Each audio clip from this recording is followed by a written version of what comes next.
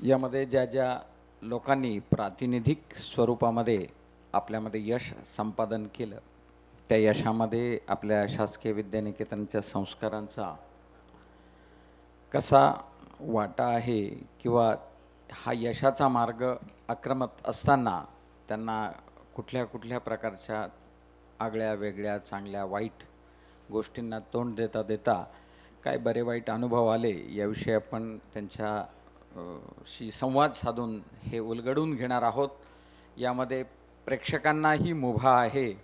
त्यांनी हात वरती करून व्यासपीठावर असलेल्या कुठल्याही आपल्या बांधवांना कसाही प्रश्न विचारला तर त्याची मुभा आहे आणि त्यांनी त्याचं उत्तर अत्यंत मोजक्या शब्दात, मार्मिक शब्दात सर्वांना उद्बोधक होईल, मनोरंजक होईल अथवा मार्गदर्शक होईल अशा पद्धतीने करायचं आहे. यासाठी या परिसंवादाचे अध्यक्ष म्हणून आपल्या माजी विद्यार्थी संघटनेचे अध्यक्ष विजयदादा ठुबे यांना मी मंचावर आमंत्रित करतो. अध्यक्ष विजयदादा ठुबे. विजय ठुबे सर यामध्ये सहभागी होतील आपले कलेक्टर तुकाराम कासार भाऊ. तुकाराम दादा, please come on dais. Laxmikant दादा देशमुख, बँक ऑफ महाराष्ट्राचे जनरल मॅनेजर म्हणून निवृत्त झालेले लक्ष्मीकांत दादा. कृष्णराव शेलार, दारूबंदी व उत्पादन शुल्क आयुक्त निवृत्त. कृष्णराव शेलार. जीवनदादा सोनवणे, आयुक्त जळगाव महानगरपालिका. यापूर्वी नाशिक महानगरपालिका, भिवंडी निजामपूर महानगरपालिका, मालेगाव धुळे नगरपालिका याची जबाबदारी ज्यांनी यशस्वीपणे पार पाडली ती जीवनदादा सोनवणे. जगभर भ्रमंती केलेले प्रसिद्ध मधुमेह तज्ज्ञ फिजिशियन डॉक्टर वसंत कटारिया. डॉक्टर वसंत कटारिया. उल्हासदादा पाटील. उल्हासदादा पाटील. उल्हासदादा नाही आहेत. चित्रपट निर्माता आणि कला क्षेत्रामध्ये अग्रेसर देवेन कापडनीस दत्ता पाटील. देवेन कापडनीस दत्ता पाटील. विकास राठोड. विकास राठोड 1983, एक अग्रगणी उद्योगपती, व्यवसायाने इंजिनियर प्रोफेशनने अत्यंत कमी वयामध्ये यशस्वी उद्योजक झालेले. डॉक्टर अशोक गिर गोसावी. डॉक्टर अशोक गोसावी. या कार्यक्रमाची रंगत जास्त वाढावी म्हणून यांचा आपण समावेश केलेला आहे. Doctor Ashok Gosavi. Chartered accountant Tushar Pagar. Tushar ji Pagar. Information technology engineer and entrepreneur Manoj Chaudhari. Shyamkant Patil आणि आपल्या शासकीय विद्यानिकेतन धुळेच्या विद्यमान अध्यापिका सौ शर्मिला चव्हाण. सौ शर्मिला चव्हाण. चव्हाण मॅडम. श्री अनिल शंकर महाजन जर सभागृहात असतील त्यांनी व्यासपीठाकडे यायचं आहे. व्हेटरनरी डॉक्टर आहेत व्यवसायाने, परंतु ते आर आबा गृहमंत्री असताना त्यांचं स्वीय सचिवपद ज्यांनी अतिशय कौशल्यतेने सांभाळलेलं आहे. अनिल शंकर महाजन सभागृहात असतील तर.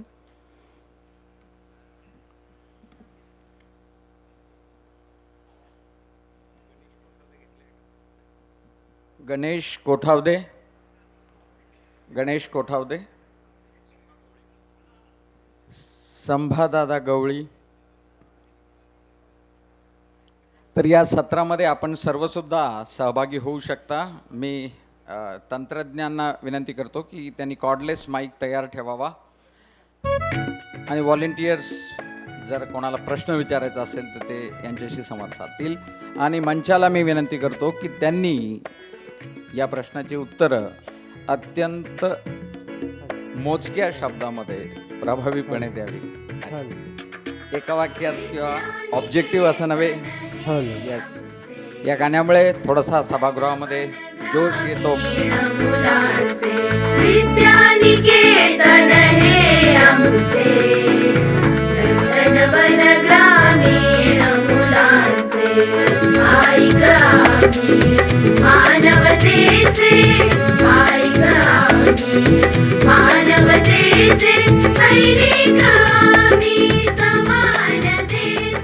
आयर्लंडहून खास या कार्यक्रमासाठी आलेले डॉक्टर दिलीप जोंधळे यांना व्यासपीठावर निमंत्रित करतो. डॉक्टर जोंधळे नंदुरबार जिल्हा परिषदेचे मुख्याधिकारी घनश्याम मंगळे साहेब. घनश्याम दादा, घनश्याम दादा मंगळे.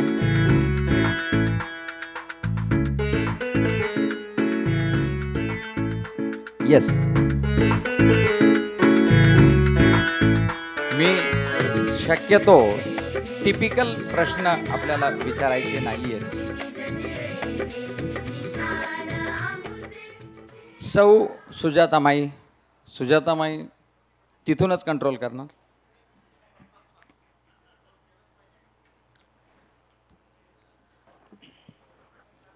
धन्यवाद. सुरुवात करेन राहुल प्रेमराज भोसले. राहुल या मंचाला रंगीत करा.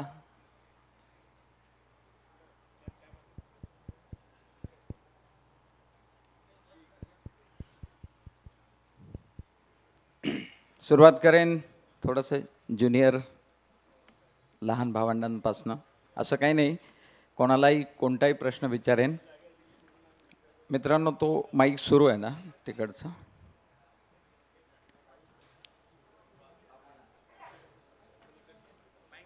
देवेन अगदी तयारी, ते सुरुवात देवेनपासून करू. चित्रपटाचा निर्माता आहे, तो कसा काढला, काय खर्च केला, किती पैसे वसूल झाले वगैरे, हे तर कॉमन प्रश्न झाले. मी त्याला विचारेन की चित्रपटाचं आकर्षण असतं आपल्या सर्वांना. हां, चित्रपट कसा तयार होतो वगैरे, पण तुमच्या सर्वांच्या मनातला असं मला वाटतं तो प्रातिनिधिक प्रश्न मी विचारतो की बाबा, एक निर्माता म्हणून किंवा या चित्रपटाची निर्मिती करत असताना त्या चित्रपटाच्या हिरोईनशी तू कसा इंटरॅक्ट झाला त्याविषयी जरा सांग.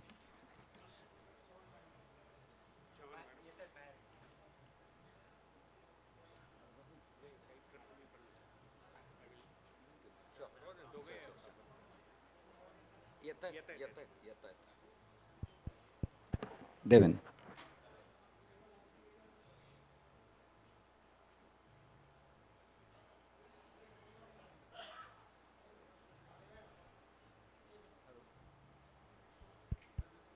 बोल बोल, तिथून बसल्या बसल्याच बोलायचं.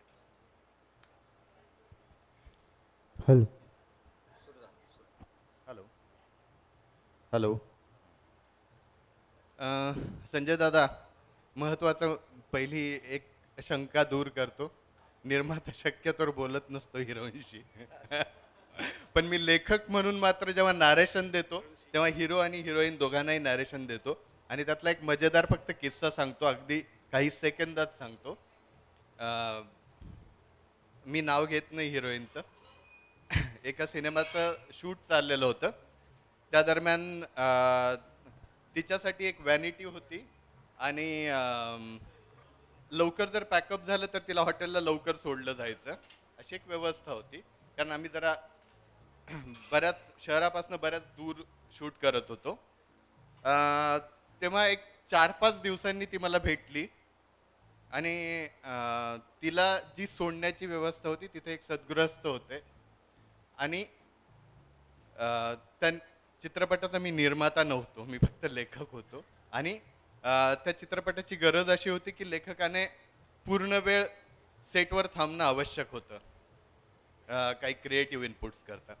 आणि अ, ज्या सद्गृहस्थांना तिच्या व्यवस्थेसाठी ठेवलेलं होतं, त्यांच्याविषयी तिची तक्रार होती की ते गृहस्थ चांगले नाही आहेत म्हणून.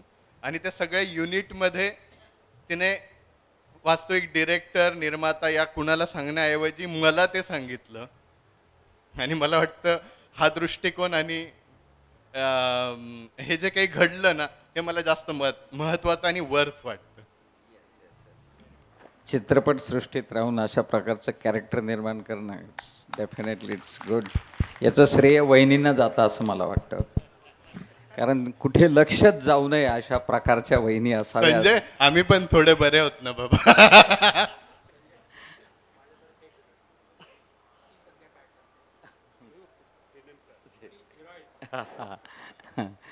एक उपप्रश्न आहे की ती हिरोईन सध्या काय करते? झीवर तिच्या सिरियल्स चाललेल्या आहेत भरपूर. झालं लक्ष्मीकांत दादांचं समाधान. यानंतर मी विकासला विचारेन. विकास राठोड एक यशस्वी उद्योजक आहे, स्वतः इंजिनियर आहे. एक प्रख्यात इन्स्टिट्यूशनमधनं त्याने इंजिनिअरिंगची पदवी घेतल्यानंतर परदेशात जाऊन भरपूर पैसा कमावण्याचा किंवा नोकरी केली तर खूप संपन्न होण्याचाही योग असताना व्यवसायासारख्या अनिश्चित अथवा चॅलेंजिंग जॉबचा स्वीकार करताना त्याची मनोभूमिका काय होती? विकास, तुझ्या शब्दात. व्यवसाय करण्यासाठी मुळात व्यक्तिमत्व क्रेझी असावं लागतं, ते माझ्याकडे आहे. खरं म्हणजे इंजिनियर्सने जॉब करण्यापेक्षा काही अनुभव घेऊन जॉब्स क्रिएट करावे ह्या मताचा मी आहे. नौकरी करने वाले से नौकरी देने वाला बड़ा होता है. Very good. This is make in India. यानंतर मी पुन्हा मनोजकडे येईल. मनोज आपला एक IT इंजिनियर आहे. आपल्या विद्यानिकेतनच्या या कामामध्ये खूप खूप खूप मोलाचं कार्य केलं आहे त्याने. तो पण असाच खूप चांगली अपॉर्च्युनिटी आणि खूप पैसा कमावण्याची संधी असलेले सर्व जॉब्स किंवा सर्व प्रकारच्या संध्या सोडून आणि तो आपल्या देशामध्ये येऊन आणि त्याने एक लघु उद्योग किंवा स्मॉल स्केल उद्योग, मध्यम उद्योग अशा प्रकारच्या इंडस्ट्रीमध्ये पाऊल ठेवलं. तर त्याची मनोभूमी याच्यामागे काय होती ती आमच्या ज्युनियर बांधवांना थोडीशी उत्प्रेरक राहील. कारण मनोजचं व्यक्तिमत्व त्याच्याबरोबर सहवासात असलेल्यांना माहिती आहे. तर तो त्याचं एकंदरीत जो काही आहे व्यक्तिमत्व ते अतिशय इन्स्पायरिंग आहे. मी मनोजला विनंती करतो की त्याने भूमिका आम्हाला विशद करावी की भारतात येऊन इथे उद्योग करण्याची कशा प्रकारची मनोभूमी होती? मी 97ला अमेरिकेत गेलो. 97 I went to America.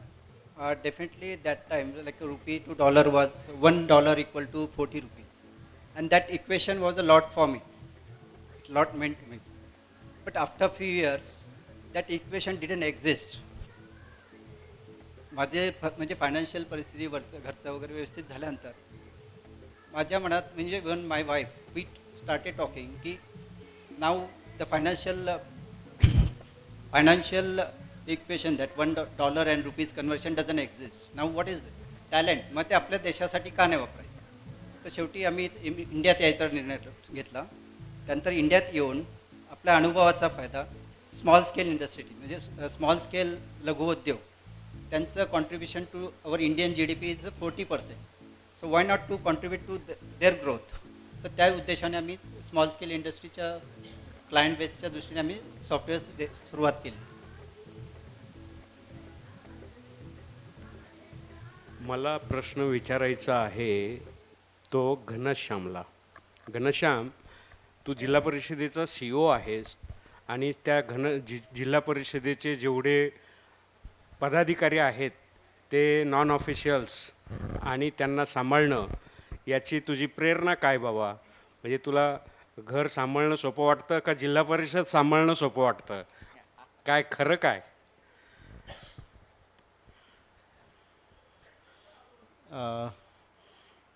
कठीण प्रश्न आहे, कारण घर आणि कार्यालय सांभाळणं हे दोन्ही एकाच प्रकारचे एक तारेवरची कसरत आहे असं मला वाटतं.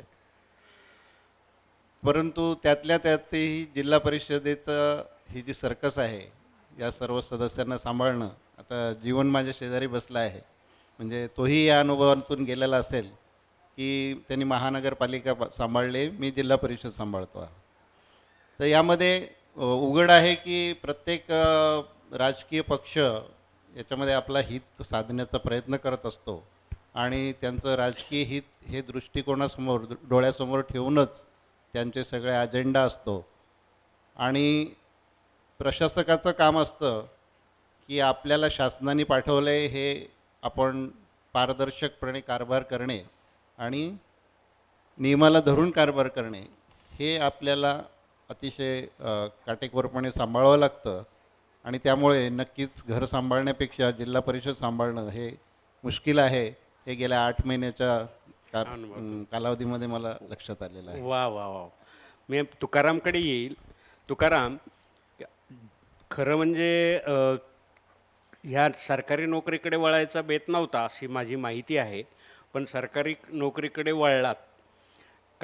काव्य लिटरेचर वाचन याच्यामध्ये खूप आनंद घेण्याची प्रवृत्ती असणारा माणूस जिल्हाधिकारी उपजिल्हाधिकारी म्हणून कसं ते सांभाळू शकला, याचे आपले काही आडाखे अनुभव किंवा त्याचं काही इंगित आपण सांगू शकाल?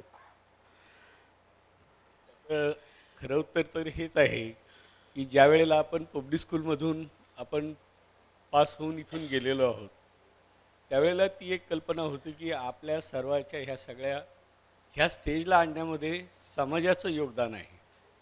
त्याच्यातून आपण इथे आलेलो आहोत आणि आपण ह्या गिव्ह बॅकसाठीच इथे आलेलो आहोत. मग हे झाल्यानंतर मल्टीनॅशनल कंपनीमध्ये 5 दिवसाचा आठवडा आणि त्याच्यामध्ये नोकरी करत असताना आमच्या सन्मित्रांनी सांगितलं की बाबा रे, हा तुझा मार्ग आहे का? तू पुन्हा एकदा याचा विचार कर. आणि मला वाटतं तू काही इथे रमण्यासारखी स्थिती काही नाही आहे, त्यामुळं तू MPSCचा अभ्यास करायला सुरुवात कर. आणि त्यामुळे मग आमच्या सन्मित्राच्या सल्ल्यानुसार आम्ही MPSCचा अभ्यास सुरू करून हे झालं. त्यांनी अगोदर रस्ता केलेला होता, त्यामुळं माझ्यासाठी सोपं झालं आणि त्यामुळे दुसऱ्या प्रयत्नामध्ये मी उपजिल्हाधिकारी नंतर म्हणून निवड होऊ शकली. पुढचा पार्ट आहे, तो ज्या वेळेला सांगितलं की एकदा तुम्ही जेव्हा घनश्यामने सांगितलं की जेव्हा आपण लोकप्रतिनिधींच्या याच्यासोबत जेव्हा जिल्हा परिषदमध्ये काम करतो त्यावेळेला बऱ्याचदा आपल्याकडे असंही वाटतं लागतं की नाही मी अधिकारी आहे, मी करू शकतो वगैरे, हे नाही. तर ज्या वेळेला आपल्यासमोर ही दुसरी बाजू आहे, सदस्य बसलेले आहेत, त्यावेळेला तो वयाने आपल्यापेक्षा छोटासुद्धा बऱ्याचदा असतो, पण त्यावेळेला आपल्या मनामध्ये ही भावना असते की तो कोण आहे हे महत्त्वाचं नाही, तर त्याच्या मागे लोकशाहीने त्याला निवडून दिलेलं एक प्रतिनिधित्व आहे आणि त्यामुळे आपण त्याचा आदर करायला पाहिजे. त्यामुळं सगळ्या प्रोसेसमध्ये आपल्याला काय म्हणायचं आहे, नियम काय आहे हे आपल्याला जरी माहीत असलं तरी सगळ्यांना आपल्या बरोबर घेऊन जाणं हे सुद्धा लोकशाही प्रोसेसमध्ये सगळ्यात महत्त्वाचं ठरतं. आणि त्यामुळं तो जर दृष्टिकोन ठेवला तर मी साहेब आहे किंवा मी अधिकारी आहे, मी म्हणतो तेच होईल, हे डोक्यातली हवा निघून जाते. आणि मग मला वाटतं कशाही प्रकारची बॉडी असली तरी थोड्याशा खडाजंगीनंतर, परंतु साहेब कसे आहेत याचाही ते एक अंदाज घेत असतात. ते एकदा समजलं की मग नंतर काम करायला अवघड जात नाही. I would like to ask Mr. Zondale, where I've been so far in other countries, and whether can I ask you in Marathi or it will be comfortable in English? What language would you like to reply to our friends? Well, it will be mixed between Marathi and English. So Okay, Marathi. sometimes I can't make up my mind. So I'll be in English, and then if So, I try so, to do Marathi, I'll come back. so now you are in Ireland or which Yeah, country? yeah. You are in Ireland. So how you cope with Ireland in other country, and what benefits you carried from the public school? What helped you to be in other countries, to be in that culture, and how you are successful there? Yeah, well, I'll just introduce myself की मी जवळजवळ 30 वर्षापूर्वी आयर्लंडला गेलो. इथून public school has given me basic what I need to fight this life, fight the difficulties of the life. आणि मला अत्यंत डिफिकल्टी आल्या मी तिथे गेल्यानंतर. मी डॉक्टर MD केलं इथून. MD केल्यानंतर 88 साली आयर्लंडला गेलो. आयर्लंडला गेल्यानंतर तिथल्या जे काही हायर क्वालिफिकेशन्स असतात which takes me to the top post in that country which is a consultant physician, ती मी तिथं मिळवली. आणि तिथं जाताना जेव्हा मी पुण्यावरून मुंबईला गेलो, मुंबईवरून थोडं खाली घे, मुंबईहून फॉरेनला गेलो, तेव्हा एक मला कॉन्फिडन्स होता जो पब्लिक स्कूलने दिला की आपण जगात कुठं जरी गेलो तरी आपण सक्सेसफुल होऊ शकू. आणि अगदी त्याचं क्रेडिट पूर्ण पब्लिक स्कूलला जातं की आपण फॉरेनला गेलो म्हणजे खूप काही नवीन ठिकाणी गेलो